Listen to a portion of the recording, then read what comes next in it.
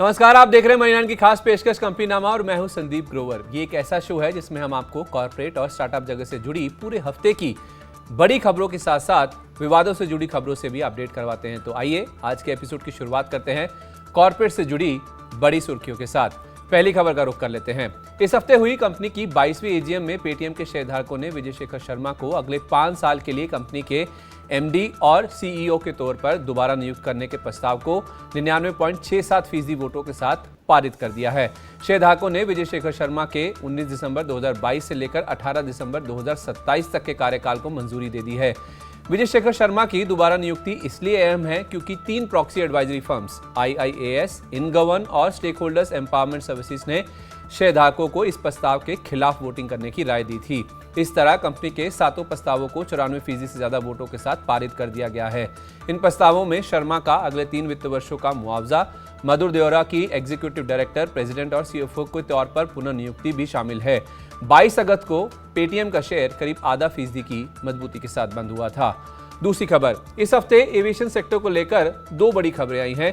पहली खबर टाटा समूह से जुड़ी है, जिसमें Tata Sons Air Asia India के 2600 करोड़ रुपए के घाटे को बट्टे खाते में डाल सकती है, यानी कि राइट ऑफ कर सकती है। दरअसल टाटा समूह के मालिकाना अधिकार वाली एयर इंडिया ने एयर एशिया इंडिया को पूरी तरह खरीदने और इसे एयर इंडिया एक्सप्रेस के साथ विलय करने का प्रस्ताव दिया है। एयर इंडिया ने इस साल एयर एशिया इंडिया में टाटा सन्स की 83.67% हिस्सेदारी खरीदने की पेशकश की थी, जिसके लिए कंपटीशन कमीशन ऑफ इंडिया यानी CCI से मंजूरी भी मांगी गई है।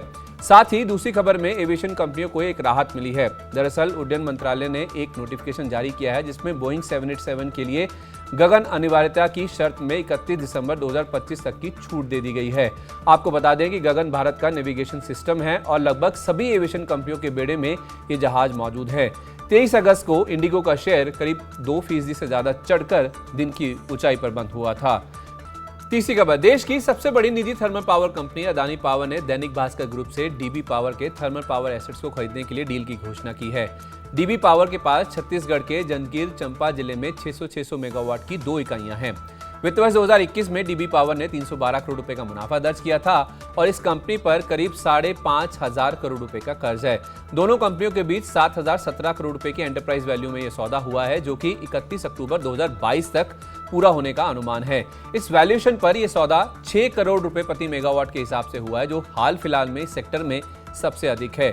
22 अगस्त को अदानी पावर का शेयर 5% के ऊपरी सर्किट पर जाके बंद हुआ था। चौथी खबर, लो कॉस्ट कैरियर स्पाइसजेट को लेकर इस हफ्ते अच्छी बुरी दोनों तरह की खबरें आई हैं। अच्छी खबर यह थी कि इस कंपनी की 2000 करोड़ रुपए की पूंजी जुटाने के लिए बातचीत चल रही है। पूंजी जुटाने के लिए कई तरह के विकल्पों पर विचार किया जा रहा है, जिसमें हिस्सा बिक्री, सरकारी लेंडिंग स्कीम, ECLGS इत्यादि शामिल हैं। फिलहाल कंपनी के पास 60 विमान है और दिसंबर अंत तक 7 नए विमान जोड़ने की कंपनी की योजना है। बीते 4 साल से कंपनी घाटे में है और वित्त स्थिति को मजबूत करने के लिए पूंजी जुटाने पर कंपनी काम कर रही है। और खराब खबर यह है कि DGCA ने कंपनी के एक पायलट को 6 महीने के लिए सस्पेंड कर दिया है, क्योंकि मई में मुंबई से दुर्गापुर फ्लाइट में भारी टर्बुलेंस हुआ था, जिससे कुछ यात्रियों को चोटें भी लगी थी। 23 अगस्त को स्पाइसजेट का शेयर एकदम सपाट बंद हुआ था। पांचवी खबर, दिवालिया प्रक्रिया से गुजर रही रिलायंस कैपिटल को लेकर इस हफ्ते 2 खबरें आई हैं। पहला, life insurance corporation of India यानी LIC ने रिलायंस कैपिटल के 3,400 करोड़ रुपए कर्ज को बेचने के लिए एक बार फिर प्रयास शुरू कर दिए हैं। इस प्रक्रिया के लिए LIC की सलाहकार IDBI कैपिटल मार्केट्स ने एसेट रिकंस्ट्रक्शन कंपनीज यानी ARC से 5 सितंबर तक बोलियां जमा करने के लिए कहा है।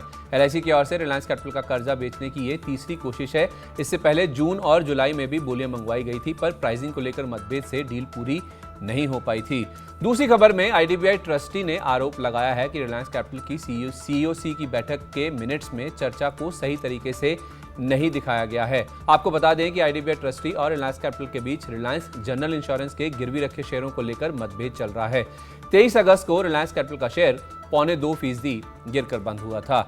छठी खबर, देश की सबसे बड़ी रिटेल कंपनी रिलायंस रिटेल ने फास्ट मूविंग कंज्यूमर गुड्स यानी FMCG सेगमेंट में एंट्री ले ली है। दरअसल रिलायंस रिटेल ने अपने खुद के सुपरमार्केट्स और हाइपरमार्केट्स में बिकने वाली निजी FMCG किराना ब्रांड्स को सामान्य व्यापार के लिए बाजार में उतार दिया है। रिलायंस रिटेल के कंज्यूमर ब्रांड डिवीजन के तहत आने वाले FMCG कारोबार से कंपनी का 50,000 करोड़ रुपए के टर्नओवर का लक्ष्य है।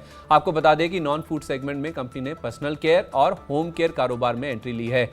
24 अगस्त को आरआईएल का शेयर लगभग सपाट बंद हुआ था। सातवीं खबर, अदानी समूह को मार्केट रेगुलेटर सेबी से एसीसी और अंबुजा सीमेंट के शेयरधारकों के लिए ओपन ऑफर लाने की मंजूरी मिल गई है। अंबुजा सीमेंट के लिए 385 रुपए प्रति शेयर और एसीसी के लिए 2300 रुपए प्रति शेयर के भाव पर 26% हिस्सेदारी के लिए ओपन ऑफर लाने पर अदानी समूह को करीब 31,000 करोड़ रुपए खर्च करने होंगे। ओपन ऑफर 26 अगस्त से खुलकर 9 सितंबर को बंद होगा। ओपन ऑफर सफल होने पर अदानी समूह की एसीसी में 81% और अंबुजा सीमेंट में हिस्सेदारी बढ़कर 89% हो जाएगी।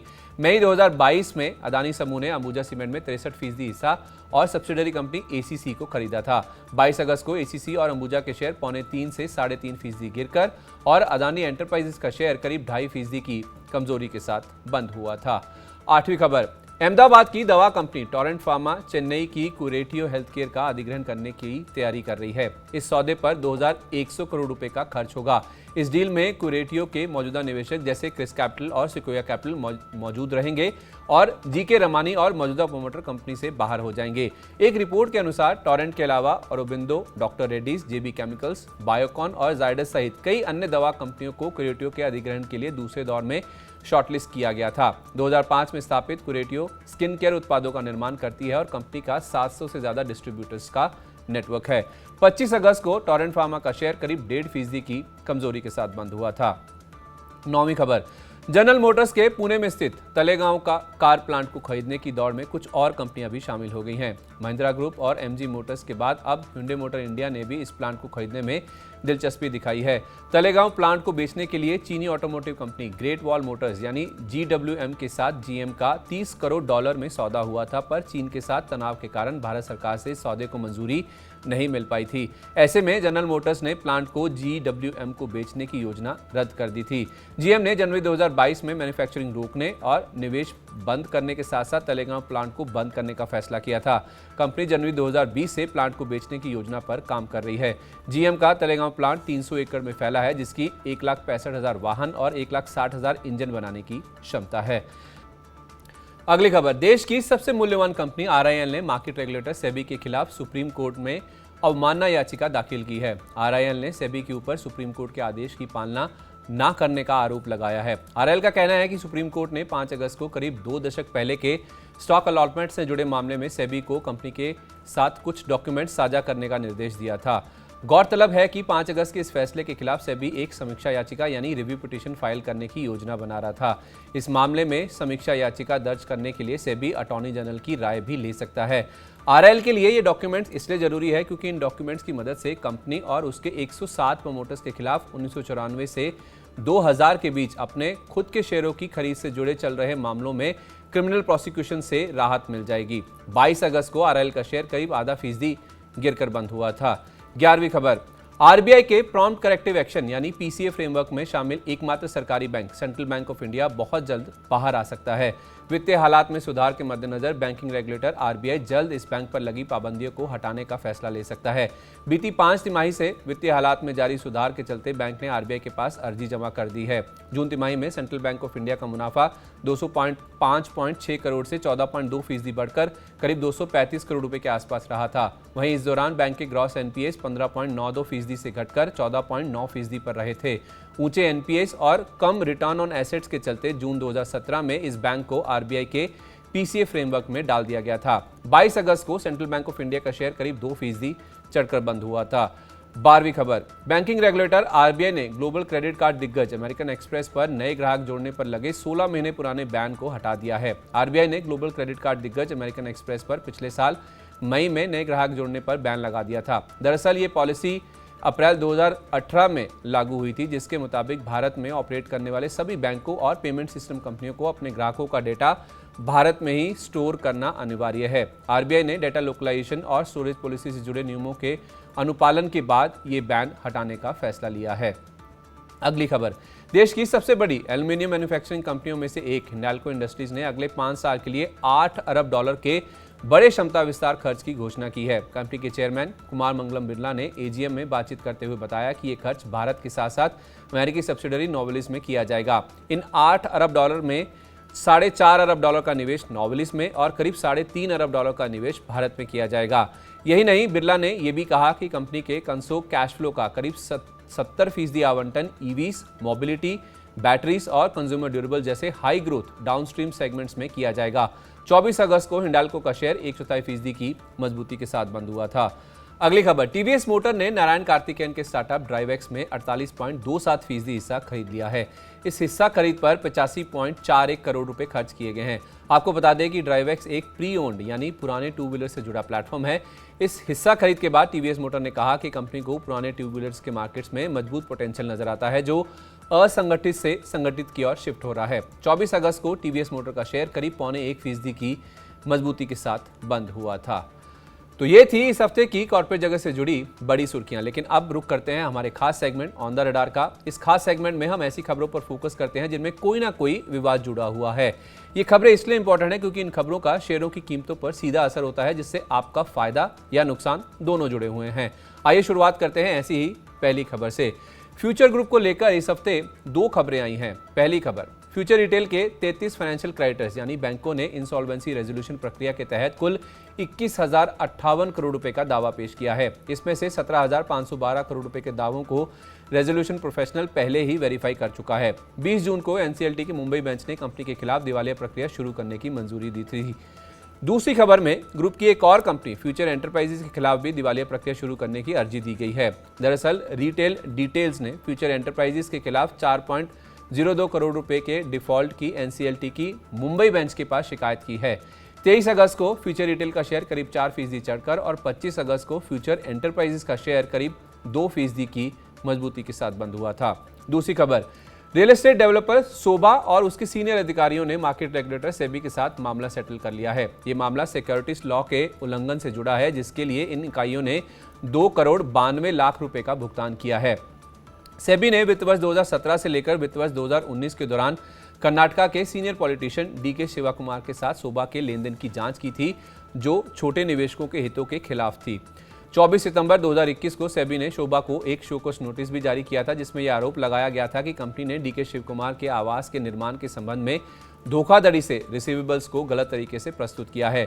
23 अगस्त को शोभा का शेयर करीब 1/4% की मजबूती के साथ बंद हुआ था। तीसरी खबर का रुख कर लेते हैं। दीवान हाउसिंग फाइनेंस लिमिटेड यानी डीएचएफएल से जुड़े बैंक धोखाधड़ी मामले में अदालत ने कारोबारी अजय रमेश नवंदर को सबूत और गवाहों दोनों पर उसके संभावित प्रभाव के कारण जमानत देने से इनकार कर दिया है। अदालत ने कहा कि लोन से उत्पन्न होने वाली भारी धनराशि, सबूतों के साथ छेड़छाड़ और जमानत पर स्वीकार किए जाने पर गवाहों को प्रभावित करने की आशंका के चलते आरोपी की जमानत याचिका को नामंजूर किया जा रहा है। सीबीआई ने पहले नवंदर के परिसरों में तलाशी ली थी और Rolex oyster, perpetual, Cartier, omega और हुब्लेट समेत करोड़ों रुपए की ओबर लग्जरी घड़ियों का एक बड़ा कलेक्शन और 33 करोड़ रुपए की 2 पेंटिंग्स बरामद की थी। एजेंसी ने दावा किया कि ये आइटम्स डीएचएफएल के पूर्व सीएमडी कपिल वधावन और कंपनी के पूर्व निदेशक धीरज वधावन के थे, जिन्होंने कथित तौर पर बैंकों से 34,615 करोड़ रुपए की धोखाधड़ी की थी। चौथी खबर का रुख कर लेते हैं। अनिल अंबानी की मुश्किलें कम होने का नाम नहीं ले रही हैं। अनिल अंबानी को आयकर विभाग ने ब्लैक मनी लॉ के तहत 420 करोड़ रुपए की टैक्स चोरी से जुड़ा नोटिस जारी किया है। ये टैक्स स्विट्जरलैंड के 2 बैंक खातों में रखे गए 814 करोड़ रुपए से अधिक के बेहिसाबी रकम से जुड़ा है। आईटी विभाग का आरोप है कि अनिल अंबानी ने जानबूझकर विदेश में बैंक खातों और फाइनेंशियल इंटरेस्ट का ब्यौरा कर अधिकारी को नहीं दिया और टैक्स नहीं चुकाया है। आईटी विभाग ने आरोपों पर अनिल अंबानी से 31 अगस्त तक जवाब मांगा है।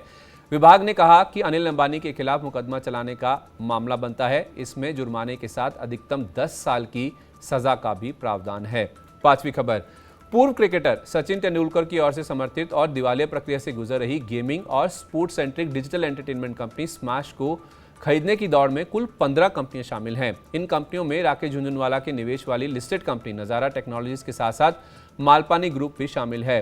कंपनी ने रेजोल्यूशन प्रोफेशनल ने एडलवाइस एसेट रिकंस्ट्रक्शन कंपनी, मबेला इन्वेस्टमेंट एडवाइजर, सिडबी और यस बैंक के कुल 426 करोड़ 26 लाख रुपए के दावों को दाखिल किया है और बोलियां जमा करने के लिए 8 सितंबर की डेडलाइन सेट की है। तो ये थी इस हफ्ते की कॉर्पोरेट जगत से जुड़ी बड़ी खबरें। आइए अब बात करते हैं स्टार्टअप जगत की स्टार्टअप अपडेट में और पहली खबर का रुख कर लेते हैं। देश के चुनिंदा स्टार्टअप फाउंडर्स और निवेशकों ने मिलकर अर्थ स्कूल ऑफ एंटरप्रेन्योरशिप नाम का एक स्कूल खोला है। इन निवेशकों और स्टार्टअप फाउंडर्स में सुरुचि माइत्रा, टीएन हरी, संजीव अग्रवाल, प्रमथ सिन्हा, आशीष गुप्ता और पवन वैश्य जैसे हस्तियां शामिल हैं। ये स्कूल एंटरप्रेन्योर्स को अपने स्टार्टअप वेंचर्स को स्केल अप करने यानी कि बड़ा करने में मदद करेगा। इस स्कूल को सेक्शन 8 कंपनी के तौर पर स्थापित किया गया है, जिसका मतलब ये है कि ये school not for profit organisation होगा। इस स्कूल में पहला प्रोग्राम अर्थ स्केल प्रोग्राम होगा, जो कि खासकर अर्ली स्टार्टअप्स के फाउंडर्स के लिए डिजाइन किया गया है, यानी कि उन फाउंडर्स के लिए जो कुछ हद तक अपने प्रोडक्ट को स्थापित कर चुके हैं और कारोबार बढ़ाने की तैयारी में हैं। दूसरी खबर, देश की सबसे बड़ी ऑनलाइन फार्मेसी फार्मेजी की parent company API holdings limited ने अपनी आईपीओ लाने की योजना को रद्द कर दिया है। इस फैसले के पीछे बाजार की मौजूदा स्थिति और कुछ स्ट्रेटेजिक कारणों का हवाला दिया गया है। आईपीओ के बजाय अब इस कंपनी की राइट्स इशू के जरिए पूंजी जुटाने की योजना है। ब्लूमबर्ग की एक रिपोर्ट के मुताबिक इस राइट्स इशू का भाव $1.25 या 100 रुपये प्रति शेयर के आसपास अनुमान लगाया जा रहा है। एपीआई होल्डिंग्स ने पिछले साल नवंबर में आईपीओ के लिए अर्जी दाखिल की थी। 2021 में एक दशक में सबसे बड़ी फंड रेजिंग के बाद इस साल अब तक आईपीओ से कंपनियों ने केवल $5.2 अरब की रकम ही जुटाई है, जो पिछले साल की समान अवधि के मुकाबले 47% कम है। तीसरी खबर, टाटा सन्स ने टाटा डिजिटल के जरिए डिजिटल हेल्थ कंपनी 1mg के फाउंडर्स के साथ एक पुट कॉल ऑप्शन से जुड़ा करार किया है। इस करार या डील से टाटा सन्स के पास 1mg में बाकी बचा हिस्सा खरीदने का विकल्प होगा। टाटा डिजिटल ने जून 2021 में 58.7% हिस्सेदारी खरीदी थी। साल 2021 के अंत तक 4% से ज्यादा अतिरिक्त हिस्सा भी खरीदा गया था, जिससे टाटा सन्स की इस कंपनी में कुल हिस्सेदारी बढ़कर करीब 63% के आसपास हो गई थी। इस हिस्से को खरीदने के लिए 720 करोड़ रुपए का भुगतान किया गया था और अब जो डील हुई है उसके तहत बाकी बची करीब 37% हिस्सेदारी को 448 करोड़ रुपए में खरीदने का विकल्प टाटा सन्स के पास आ गया है। चौथी खबर, इन्फोसिस के को फाउंडर नंदन नीलेकनी की ओर से समर्थित B2B कॉमर्स कंपनी शॉपएक्स बंद हो गई है और इस कंपनी ने खुद को दिवालिया घोषित कर दिया है। इस कंपनी ने नंदन नीलेकनी और सिंगापुर की FSX PT लिमिटेड नाम की कंपनी समेत कई निवेशकों से लोन्स पर डिफॉल्ट किया है, जिनकी वैल्यू $5 करोड़ से ज्यादा आंकी जा रही है। यही नहीं, बिजनेस मॉडल सफल ना होने के कारण शॉपएक्स नई पूंजी भी नहीं जुटा पा रही थी, जिस वजह से इस कंपनी को दिवालिया प्रक्रिया में डाल दिया गया है। पांचवी खबर, मुश्किल दौर से गुजर रही लॉजिस्टिक्स टेक यूनिकॉर्न रिविगो की खुद को बेचने के लिए फ्लिपकार्ट और फर्स्ट क्राई जैसी कंपनियों के साथ बातचीत की खबरें सामने आई हैं। हालांकि बातचीत अभी शुरुआती दौर में है और इस बातचीत के बाद डील हो जाएगी ये कहना अभी मुश्किल है, पर रिविगो ने फ्लिपकार्ट की लॉजिस्टिक आर्म ई कार्ट और फर्स्ट क्राई की e commerce focus logistic unicorn express 20 के साथ मर्जर यानी विकल्प पर आकलन शुरू कर दिया है।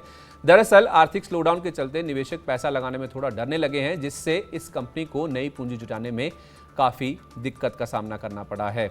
छठी खबर, सोशल कॉमर्स स्टार्टअप विनुअल ने 17 करोड़ रुपए की पूंजी जुटाई है। इस फंडिंग राउंड में dream incubator, inflection point ventures और बी नेक्स्ट समेत कई निवेशकों ने हिस्सा लिया है। विनुअल इस रकम का इस्तेमाल कर्मचारियों की भर्ती और कारोबार के विस्तार पर करेगी। 2019 में अश्विनी पुरोहित और सौरभ व्यास की ओर से स्थापित विनुअल ट्यूटर्स को अपना कारोबार एक्सपैंड करने के लिए क्यूरेटेड ऑनलाइन कोर्सेज शेयर करती है।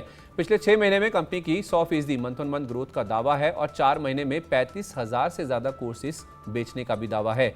यही नहीं, 1200 से ज्यादा ट्यूटर्स ने इस कंपनी के प्लेटफॉर्म को ज्वाइन किया है। सातवीं खबर, ई कॉमर्स फर्म मीशो का अगले 1 से 2 साल में मुनाफे में आने का लक्ष्य है। कंपनी की chief experience officer growth Megha Agarwal के मुताबिक इस लक्ष्य को हासिल करने के लिए कंपनी ने कई आक्रामक स्ट्रेटेजीज तैयार की हैं और इसी के मद्देनजर मीशो ने इस साल की शुरुआत में अपने grocery vertical Meesho super store का आकार छोटा कर दिया था, जिस वजह से 150 कर्मचारियों को अपनी नौकरी से हाथ धोना पड़ा था। गौरतलब ये है कि कंपनी की ओर से ये लक्ष्य उस समय निर्धारित किया गया है जब स्टार्टअप को पूंजी उगाने में काफी दिक्कतों का सामना करना पड़ रहा है। आठवीं खबर, बेंगलुरु के health and digital wellness startup mojo care ने सीरीज ए फंडिंग राउंड के जरिए करीब $6 लाख की रकम जुटाई है। इस फंडिंग राउंड का नेतृत्व बी कैपिटल और अन्य मौजूदा दिग्गज निवेशकों ने किया। इस राउंड में टाइम्स ग्रुप के एमडी विनीत जैन, क्रेड के founder Kunal Shah, cure foods के फाउंडर अंकित नागोरी ने भी हिस्सा लिया। इससे पहले मोजो केयर ने अक्टूबर 2020 में सीड फंडिंग राउंड के जरिए $30 करोड़ 8 लाख की राशि हासिल की थी। आपको बता दें कि Mojo Care sexual wellness, women's wellness, mental wellness और हेयर लॉस से जुड़ी पर्सनलाइज्ड और फुल स्टैक केयर ऑफर करती है। नौवीं खबर, इंटीरियर डिजाइन कंपनियों के लिए technology enabled cloud manufacturing platform Prolance ने pre series A funding round में $20 लाख की रकम जुटा ली है। इस स्टार्टअप का इंटीरियर डिजाइन प्रोजेक्ट एग्जीक्यूशन को सिंपल, एक्यूरेट और एफर्टलेस बनाने का मिशन है। इसी के तहत जुटाई रकम का इस्तेमाल भारत के और शहरों में विस्तार और प्लेटफॉर्म पर नई कैटेगरीज को जोड़ने के लिए किया जाएगा। बीते 1 साल में स्क्वायर यार्ड्स, पेपरफ्राई, लैंडमार्क और नो ब्रोकर जैसे बड़े खिलाड़ियों समेत 100 से ज्यादा पार्टनर्स को इस कंपनी ने जोड़ा है और अगले 12 महीने में इस स्टार्टअप का 30,000 पार्टनर्स को जोड़ने का लक्ष्य है। साथ ही फॉल सीलिंग, वॉलपेपर्स, पेंटिंग और लूज फर्नीचर जैसी नई कैटेगरीज को प्लेटफॉर्म पर जोड़ने की भी इस कंपनी की मंशा है। 10वीं खबर का रुख कर लेते हैं। ई कॉमर्स स्टार्टअप कैशिफाई ने अमेजॉन और ब्लूम वेंचर से करीब 53 करोड़ रुपए की पूंजी जुटाई है। अमेजॉन ने इस स्टार्टअप में 2.12% हिस्सा के लिए 39.5 करोड़ रुपए और ब्लूम वेंचर्स ने 13.45 करोड़ रुपए का निवेश किया है।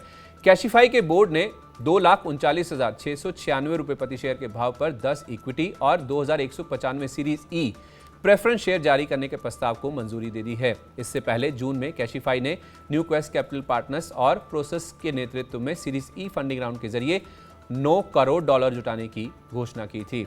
11वीं खबर, एडटेक स्टार्टअप ब्राइट चैम्प्स ने सिंगापुर के इंग्लिश लर्निंग प्लेटफॉर्म स्कोला को $1.5 करोड़ की रकम में खरीद लिया है। ब्राइट चैम्प्स की ओर से अब तक का ये दूसरा और निवेश विदेश में पहला अधिग्रहण है। इससे पहले फरवरी 2022 में ब्राइट चैम्प्स ने एजुकेशन 10x नाम के एक और एडटेक स्टार्टअप को खरीदा था। आपको बता दें कि स्कोला एक ऐसा प्लेटफॉर्म है जो 4 से 15 साल के बच्चों को लाइव और 1-on-1 क्लास मॉडल में कई तरह के कोर्सेज ऑफर करता है। ये startup Vietnam, Thailand, Korea, Japan, Malaysia समेत कुल 12 देशों में कारोबार करता है। ब्राइट चैम्प्स की मौजूदा वैल्यूएशन $65 करोड़ की है। चलिए, तो ये था इस हफ्ते का कॉर्पोरेट और स्टार्टअप जगत का पूरा हाल। उम्मीद है आपको कंपनी नामा का आज का एपिसोड पसंद आया होगा। आपको हमारा आज का ये शो कैसा लगा, अपना फीडबैक हमें कमेंट बॉक्स में जरूर शेयर करें, जैसे आप लगातार अपने कमेंट्स के जरिए करते रहे हैं। और हाँ, आपकी राय भी जरूर शेयर कीजिएगा ताकि हम इस शो को और बेहतर बना सकें। चलिए, तो वक्त हो गया है आपसे विदा लेने का। अगले हफ्ते आपसे फिर मिलेंगे नई खबरों के साथ। तब तक आप देखते रहिए मनी 9। नमस्कार।